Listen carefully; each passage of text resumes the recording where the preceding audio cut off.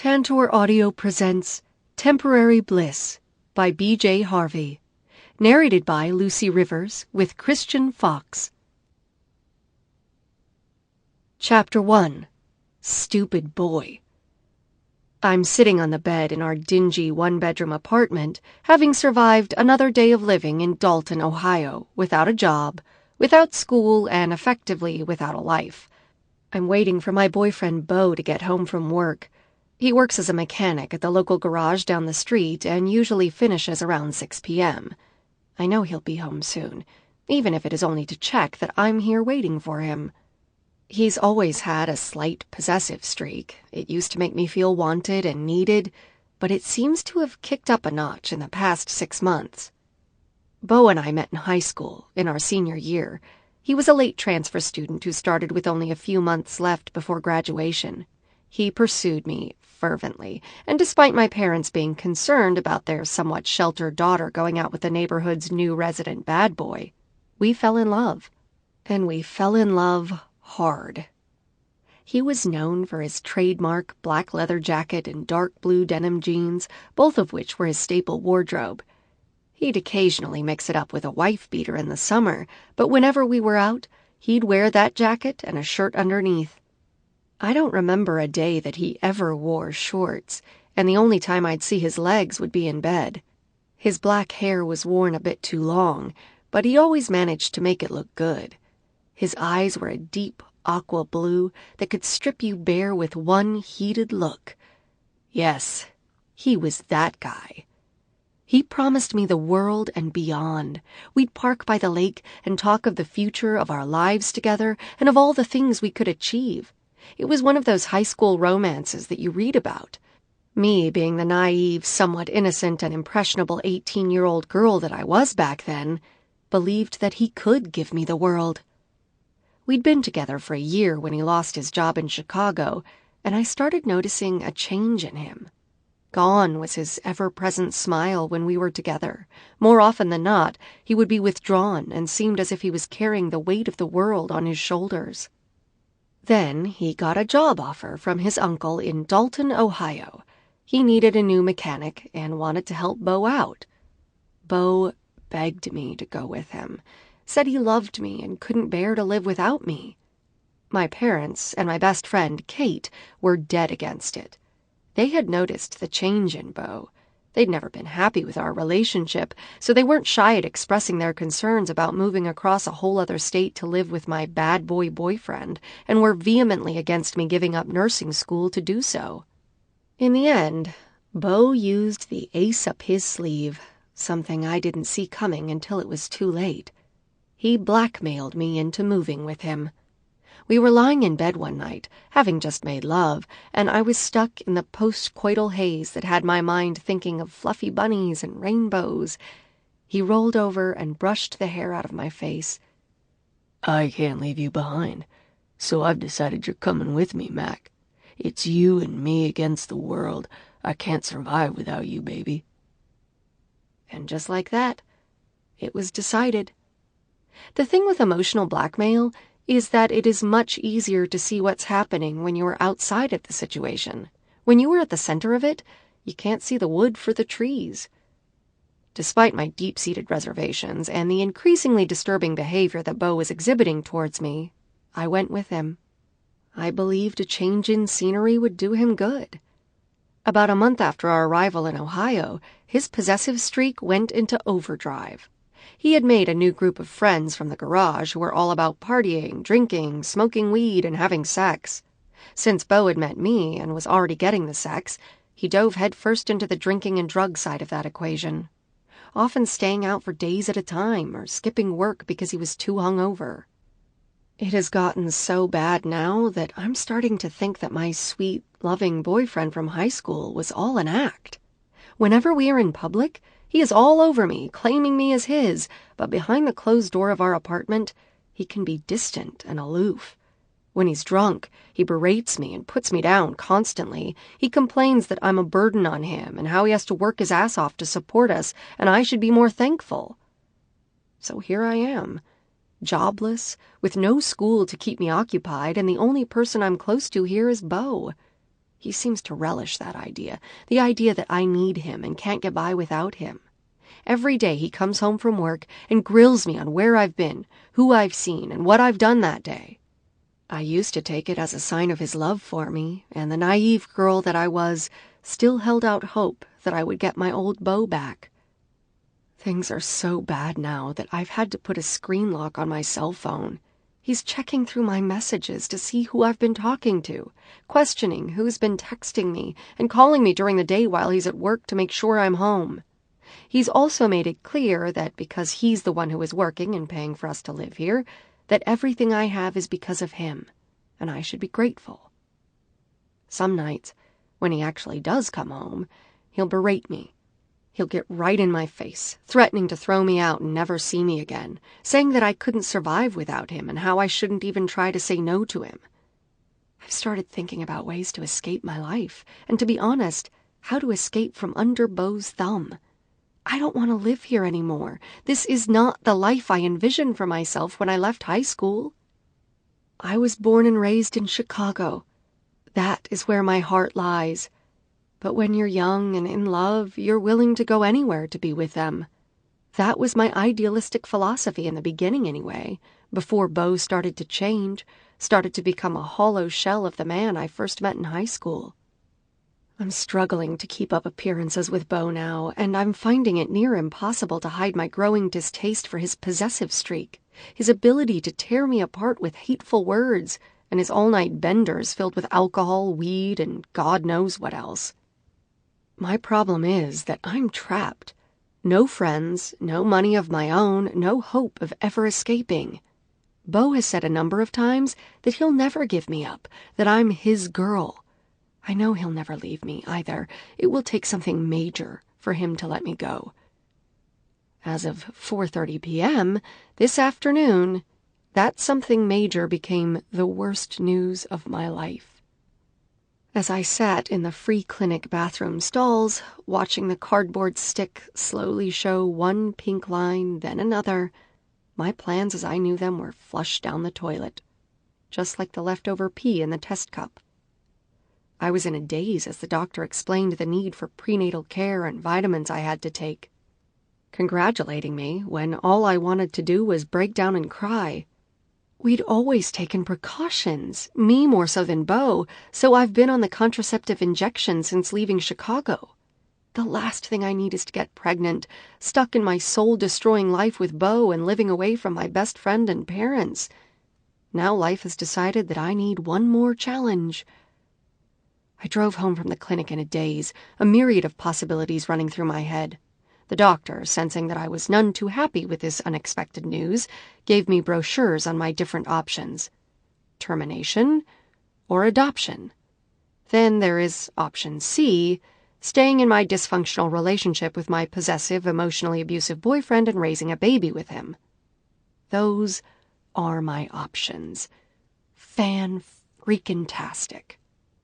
That is why I'm sitting here on the couch, waiting for the bomb to drop. I can even remember the exact night of conception.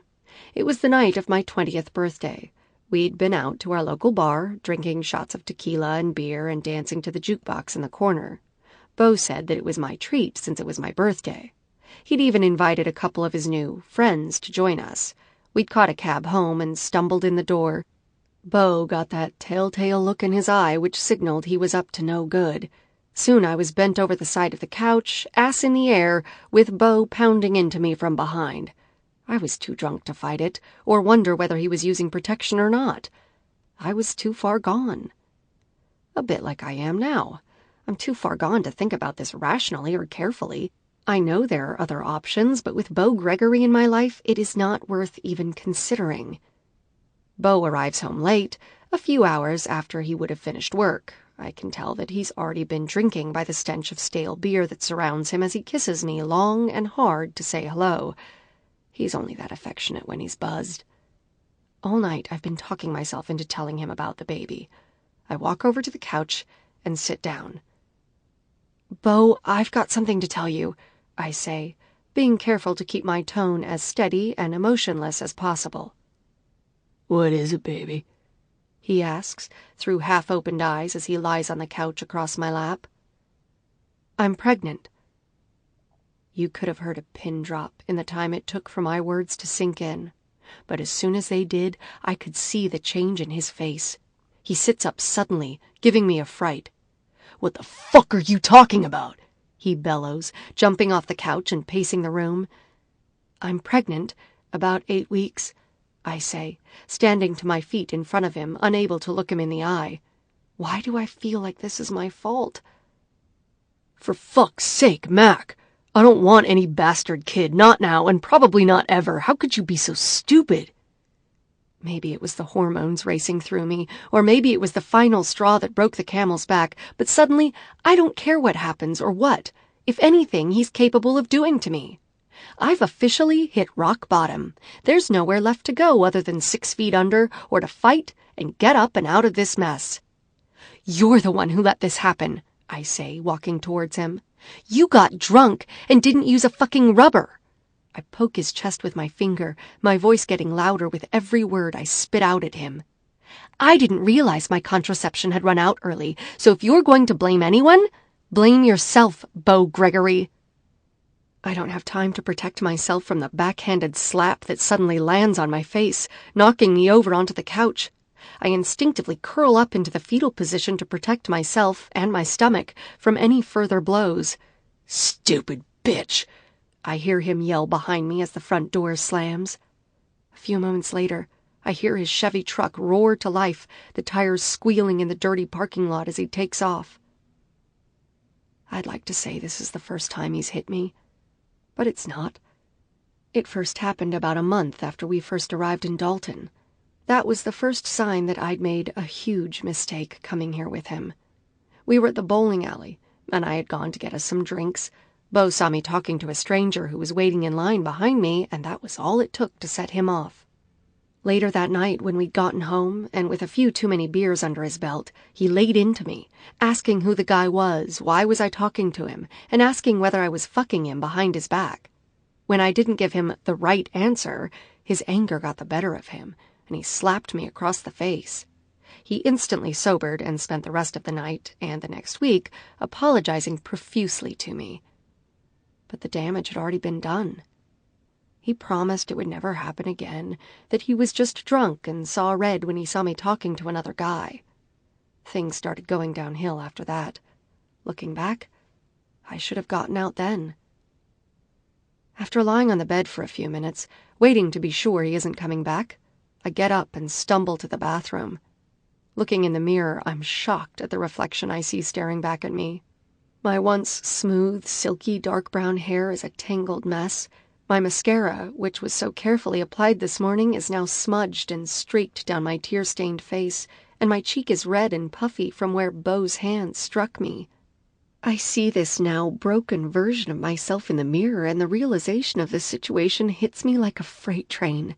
I know I'm worth more than this. I can't bring a baby into this world with an abusive father figure. I can't have this baby. It's not the time, and this definitely isn't the place. I need to decide what I'm going to do.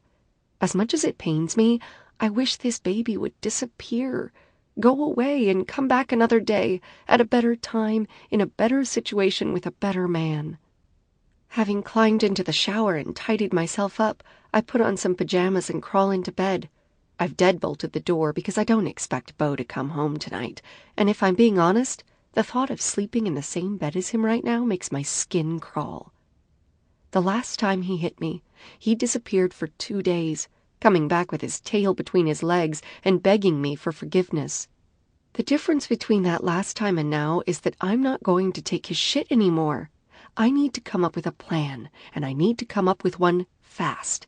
I need to reclaim myself, my identity, my freaking backbone that I used to be known for. It'll have to blindside him. I can't let him see it coming, or else I won't be able to pull it off. I need my best friend to help me. I need Kate now.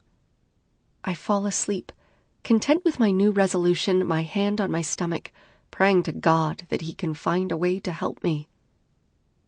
I wake up in agony, folded over as pain rips through me. I look at the clock radio beside the bed and see it's barely 5 a.m. It wasn't daylight that woke me up. It was the stabbing sensation in my stomach and an aching, sore back.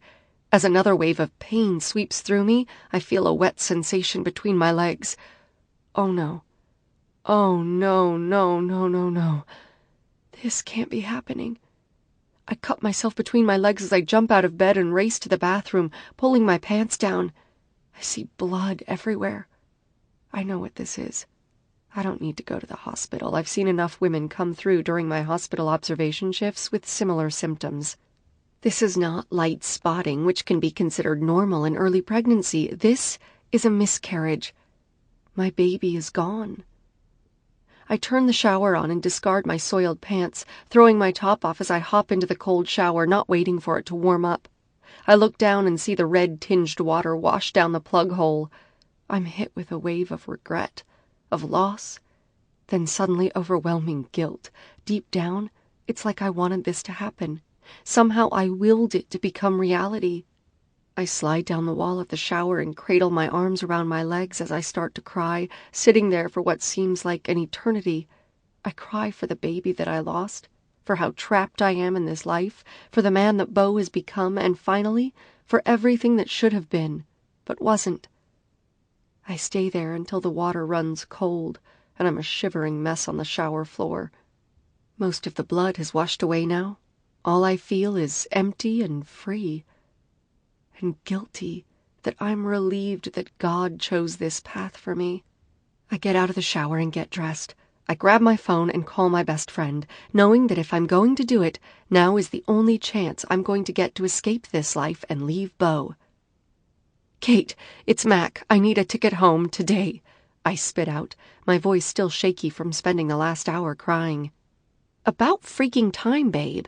Pack your stuff, go to the airport, and I'll see you soon." "Kate? Yeah, babe? I love you. I love you too, Mac. I'm so glad you're coming home. Everything is going to be okay." I grab whatever I can and stuff it into the 2 suitcases I have in the closet. I check that I've only got what I need, then carry the bags to the front door. I take my key off my key ring and place it on the kitchen counter. I take one last look around the empty room that has been my home for the past 6 months. Scratch that. I can't even say it's been a home. A home is full of love and warmth, and for the past 5 months, it's been full of lies, deceit, and if I'm going to be honest, fear. "Goodbye, Beau Gregory," I whisper as I click the lock and pull the door closed behind me. Walking away from this life, I make a vow to myself. Never again will my life be dictated by a man, and never again will I let love lead me astray. But as I'll soon find out not 4 years later, vows are made to be broken. Chapter 2. The First Time I Ever Saw Your Face. 4 years later. I'm on my way home after finishing a shift at the hospital. I'm just getting comfortable and texting Kate when I drop my phone. Of course, it had to slide down the train away from me. Thankfully, being 8 p.m., the cab isn't too full. Just as I'm about to get up and search the floor in a desperate last attempt to regain my life, hey, my phone is my life, don't judge, I see him. As luck would have it, my phone hit a strange man's black loafer-clad foot, and when I look up, I see said man making his way towards me. This man is sex on legs delicious. I totally clocked him when he got on the train at the stop after me. I'm amazed that I'm even coherent enough to notice anyone, given that I'm at the end of an 8-hour day shift where I was rushed off my feet. I'm dog-tired, but my mind is restless, wired, and, you guessed it, horny. Noah has been on a training course for the week, so there has been no chance of any on-call room hookups. Sean has been out of town for business for the past few days, and Zander has had back-to-back bookings all week. It's just been me, and my trusty rabbit who, as luck would have it, has run out of juice. Or option number 3, this delectable man who is now walking towards me. Ding, ding, ding, I pick door number 3. He just doesn't know it yet. He's wearing a granite-colored suit, the jacket hanging over his arm, which is carrying a black leather briefcase. His white dress shirt has the sleeves rolled up, and he's obviously finished work for the day because his 2 top buttons are undone, giving a slight glimpse of a tanned and toned chest that you just want to lick. I'm in businessman fantasy heaven, and he is being delivered to me on a plate, or in this case, a rattly, somewhat dirty Chicago train. But beggars can't be choosers. He's totally caught me staring at him, his pearly white smile growing on his gorgeous face as he gets closer. I give him a slightly embarrassed yet cute smile back, knowing that I've been caught checking him out. He holds his hand out to me when he reaches my seat, and being the socially awkward idiot that I am, I put my hand out to shake his, feeling absolutely mortified when I realize that he was only trying to hand my phone back. Sorry, is this your phone? It slid down the floor from this direction, and you're one of the only people on the train without a phone or an e-reader in your hand, so I'm taking a lucky guess," he says with a sly grin, thankfully not laughing at my social ineptitude. "Yeah, that'll be mine. Sorry to make you come all the way down here," I reply, an uncontrollable blush creeping up my cheeks. "Hey, it's no problem. I don't mind being given an excuse to talk to a beautiful stranger on the L at night, alone." His words are calculated. He somehow has managed to compliment me at the same time as chastising me for traveling alone on the L at night. Now that is talent. I feel a chill run up my spine at the sheer presence of this man. "Makenna Lewis, but everyone calls me Mac," I say, this time actually holding my hand out to shake his. He looks down at my outstretched hand and drags piercing, caramel-colored eyes down my scrub-clad body, his jaw twitching as he returns his gaze back to my face. "Daniel Winters," he replies, taking my hand in his and shaking it once, while very deliberately dragging his hand slowly from mine, running the length of my fingers as he pulls away. I bite my lip as warm tingles travel from my fingers and up my arms, then shoot right down to my girly bits. Holy hell, he's got game, and it's a game I want to play. This man leaves Zander in his wake, and Zander is a professional stripper who gets paid to flirt. "Where are you headed tonight? Have you just finished work or just starting?" he asks, reaching up to hold on to the cabin's overhead rail while he looks down at me with a raised eyebrow. That move brings my attention to his tailored shirt, tightening over his toned biceps. And then I see it. It's like my eyes are homing beacons looking for the slightest hint of skin. A small part of his shirt has come loose at his waist and has ridden up, giving me a glimpse of a tight set of abs and the smallest smattering of hair leading a trail south below his waistband. Lord knows I'm a sucker for tight abs and a happy trail. "Come on, Mac. Get it together. You're drooling and he's waiting for an answer." Work. Yeah, I just finished my shift at Northwestern," I mutter, shaking my head to get rid of thoughts of him shirtless and in my bed. "Ah, a doctor then?" he asks with a smile. "I'm a nurse in the ICU," I answer back, the now stupid grin on my face getting wider as we sit there, smiling at each other.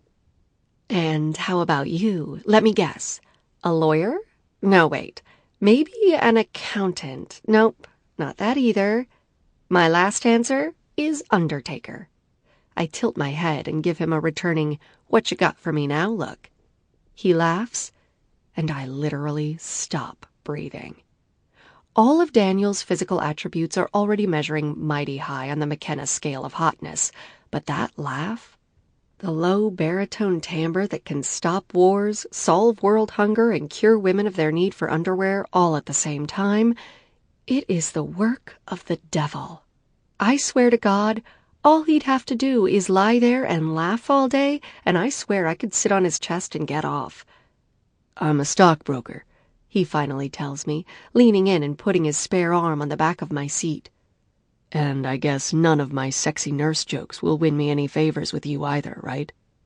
I notice a slight upwards curl of his lips and realize that he's not only sexy and has a laugh that could make a nun horny, but he's funny too.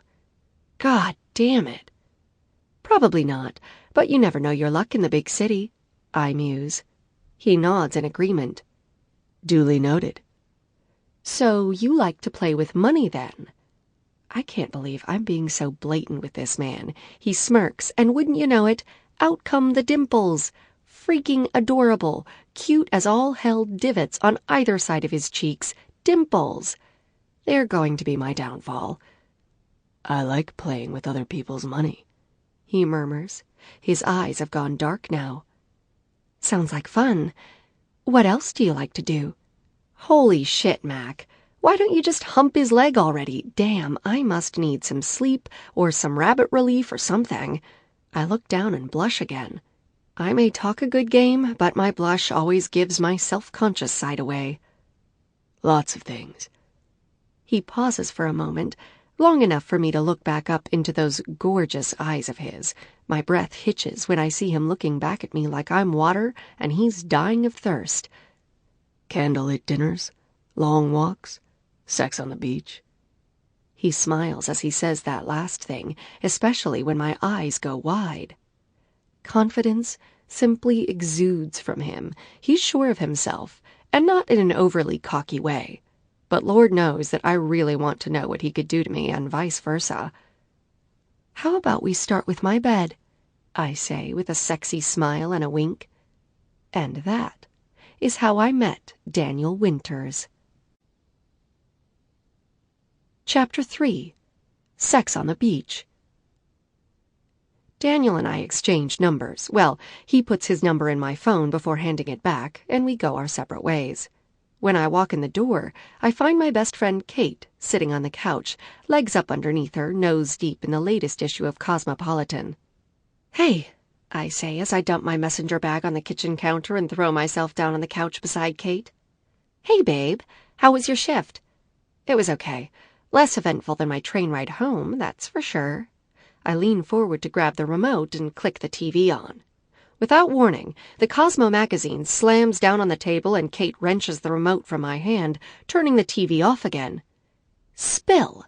Nothing eventful happens on the train, so if you say something happened, it must be juicy. She gushes, leaning in towards me excitedly. I let the excitement of meeting Daniel rush through me once again. Well, I met a guy. What? Are the 3 you already have not enough? She says jokingly. Ha fucking ha. I dropped my phone, and he picked it up and gave it back to me. Let me tell you, this man is fine. Actually, scratch that. He is the definition of fine. Businessman fine. Hotness wrapped up in a smoking hot volcano of fine, I say rapidly. Thankfully, Kate is used to my rambling. She's been my best friend since we were 10 years old, when I saved her from the playground bully who decided to pick on the red-headed, small-bodied new girl who had just moved into our neighborhood. I actually punched him in the nose because he was chasing her with a pair of scissors, threatening to cut her hair. Since then, we've been stuck like glue. The only time we were apart was the 6 months I spent in Ohio. So, let's talk about this smoking hot volcano of fine. What's his name? What does he do? When are you seeing him again? She rattles off. Kate is a little spitfire. As a hairdresser, she talks all day, so she has the habit of talking a million miles an hour. Well, he has the tightest set of abs I've ever seen. Wait! How the hell did you see his abs already? God, Mac, I'm in awe of your ability to pick up men, she says, slowly shaking her head in disbelief. I can't get one date most of the time, let alone pick a stranger up on the L. Hey, give me some credit. He was holding on to the overhead rail and his shirt came loose. I only caught a peek, swear to God, but hell if I don't want to see more. Anyway, he's got the most captivating caramel-colored eyes. First I got lost in them. Then I saw the abs. Then he popped out 2 of the most lickable dimples I have ever seen. I say breathlessly. Even thinking about those dimples has my heart racing. And Lord knows you're a sucker for dimples, she says with a grin. Noah, my doctor friend from work, has the most gorgeous dimple on one side that pops out with his panty-dropping smile he flashes me frequently. Yes, I am, I reply with a smile. I wonder when Noah is getting back from his conference. I make a mental note to send him a text. And what else? What's his name? Daniel Winters. I caress his name as I say it. It rolls off my tongue seductively, like it's meant to be screamed out in climax. All this talk about Mr. Winters has me craving something warm in my bed, like now. Earth. Sample complete. Ready to continue?